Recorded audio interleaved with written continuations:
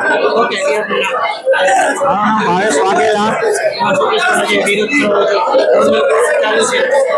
આજે general board ચાલુ છે। અમારો વિરોધ એ છે કે આજે થોડા સમય પહેલા નદી કાંઠાના જે વિસ્તારમાં મોટા પાયે ડિમોલેશન થયું હતું, એ ડિમોલેશનની અંદર અનેક ગેરરીતિઓ અને અનેક ભ્રષ્ટાચારો સામે આવ્યા છે।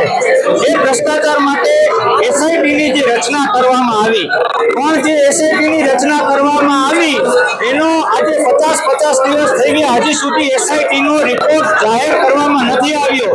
તો અમારું કહેવાનું એ છે કે આ રિપોર્ટ હજી સુધી જાહેર કરવામાં કેમ નથી આવ્યો, હજી સુધી આ રિપોર્ટ જાહેર કરવામાં વિલંબ કેમ થયો?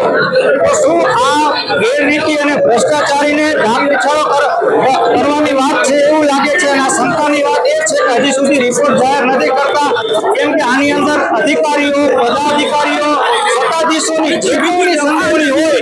અમારી એવી માંગ છે કે એની સામે કાયદેસરની કડક કાર્યવાહી કરવામાં આવે અને તાત્કાલિક એસઆઈટીનો રિપોર્ટ જાહેર કરવામાં આવે।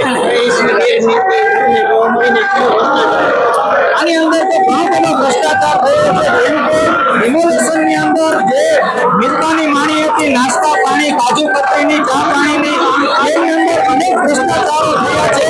અનેક જે ફોટોગ્રાફી અને કેમેરામાં પણ એ ભ્રષ્ટાચારીના રિપોર્ટ સામે આવ્યો છે।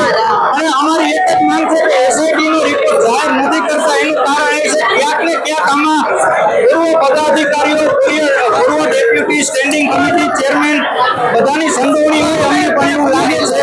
અમારી માંગ એ છે કે જાહેર કરો, જનતા સમક્ષ રિપોર્ટ તાત્કાલિક તમે આપો।